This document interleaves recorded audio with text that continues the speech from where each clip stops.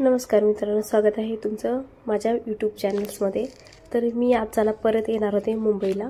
तर त्यासाठी आई म्हणली की मी शेतातून काहीतरी भाजीपाला भेटला तर आणते, आंबे भेटले तर आवडते, कारण माझ्या मिस्टरांना आंबे खूप आवडतात त्यासाठी। तर मी म्हणलं की चल मी पण येते घरी बसून तर काय करणार। आई म्हणली नको म्हणत होती तरी म्हणलं चल। तर ही आहे घोळीची भाजी।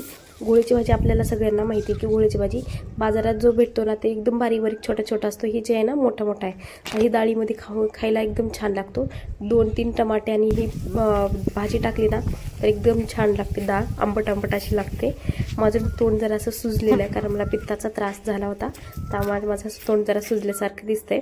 मग काय आम्ही घोळीची भाजी घेतली आणि दुसरीकडे जात होतो तांदूळ कुंदऱ्याची भाजी आणायला, कारण तिथं एक शेत आहे। त्या शेतामध्ये तांदूळ कुंदऱ्याची भाजी भरपूर होती आणि मला तांदूळ कुंदऱ्याची भाजी आवडते। मला शेतातला असा सगळ्याच भाजीपाला आहे की मला असं आवडत नाही असं नाही, मला खूप आवडतो।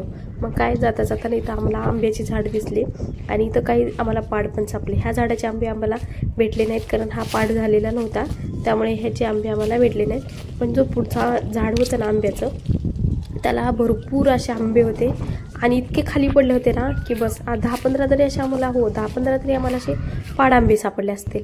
तर आणि काही पाड आंबे सापडले आणि त्याच्यात आम्हाला एक पाकरकाती पाडा आंबा सापडला। हे बघा, कोणी म्हणते की खायला चांगले नसते असं रोग वगैरे होतं, पण आम्ही नाही खातो, एक साईडने कट करून खातो कारण ते खायला जास्त चविष्ट आणि गोड लागतो। का आंबे घेऊन झाले, आमच्या एक गाठोडे बांधत बसली ती लांब बसली ती तिकडे गाठोडे बांधत। मी म्हणलं ये इकडं आंबा खा, तर नको म्हणत होती मला पित्त होईल। म्हणलं काय नाही होत खा। मग मी काय तोपर्यंत आई तिकडे बसले तोपर्यंत मी आंबा खाऊन घेत होते। एकदम एक गोड केसर आंब्यासारखा एकदम गोड होता एक नंबर। मग काय आईला खा म्हणल्यानंतर आई पण खायला लागली की आईला पण दिला। तर आईला म्हणलं विचारलं कसं आहे तरी आई म्हणली गोड आहे आंबा एकदम। मग आईने आंबा खाल्ली, मी खाल्ले, माझ्या बहिणीने आंबे खाल्लो आणि आम्ही आता दुसरीकडे निघालो आता तांदूळ कुंदऱ्याची भाजी आणण्यासाठी। हे बघा कोथिंबीरीला भाव नसल्यामुळे किती कोथिंबीर तशीच ठेवली शेतकऱ्याने। त्या जी अगोदर नवीन नवीन जे आलं होतं 1-2 फेर त्याने विकले आणि बाकीची कोथिंबीर तशीच आहे। आता ह्याचं बियासाठी ठेवली आणि ज्याला घ्यायचं त्याने घेऊन जातील आणि ज्यांना नाही न्यायची ते म्हणून त्यांनी तसंच ठेवलं। विचारलं बाजूच्या काकांना तर ते म्हणले की असंच। मग काय ह्याच्यामध्ये होती ती तांदूळ कुंदऱ्याची भाजी। आम्ही तर ह्याला तांदूळ कुंदऱ्याची म्हणतो, तुम्ही काय म्हणता ते नक्की सांगा कमेंटमध्ये। मग हा मोठा मोठा तांदूळक्याची भाजी जी होती ना ती होती। यापेक्षा लहान बी जी असते ना ते एकदम गावरान असते, ते पण आहे, ते पण घेणार होते, ते पण होती पण ते जास्त नव्हती। ही जी मोठी मोठी भाजी आहे ना ही जास्त होती। मग ह्याच्या जी कोळी कोळी पानं आहेत ना मी डेट तोडत होते, कारण ते बुडासहित घ्यायचं पुन्हा घरी परत नीट करत बसणं त्याच्या टाईम जातो। म्हणून मी काय केलं, आत्ताच घेण्याच्या अगोदर तोडण्याच्या आधी त्याची जी कोळी कोळी पानं असतात ना मी ते तोडत होते। आई पण तशीच करत होती, आईने मला सांगितले की असंच करायला, म्हणून मी पण तसंच करत होते। मग आम्ही दोघी घेत होतो, शोधत होतो, जिथे जिथे आम्हाला भाजी दिसेल तिथे। हे बघा एकदम बारीक आहे ना गावरान, ही प्युअर गावरान तांदूळ कुंदऱ्याची भाजी। मग काय मी लागले भाजी घ्यायला। भाजी ही बारीक बारीक तांदूळ कुंदऱ्याची भाजी आहे। कुणी तांदूळ कुंदऱ्याची भाजी म्हणतात। मुंबईमध्ये काय काय म्हणतात माहिती नाही कारण मी कधी घेतलेच नाही। मुंबईमध्ये मोठ्या मोठ्या पानाची भेटते, मला ते बघूनच नको वाटते खायला, म्हणून मी काय आत्तापर्यंत ती भाजी आणून करून खाल्लीच नाही। गावाकडूनच मी गावाला 2 महिन्याला 1 महिन्याला 2 महिन्याला असं जातच राहते। माझं काही ना काही काम असतं गावाकडे, त्याच्यामुळे मी ना गावाकडे जातच असते। म्हणून ना मला गावाकडचाच पूर्ण भाजीपाला भेटतो जास्त तरी। इकडं मुंबईत मी जास्त भाजीपाला घेतच नाही, मिरची टमाटा असो काही असो मी मुंबईतून गावातूनच घेते।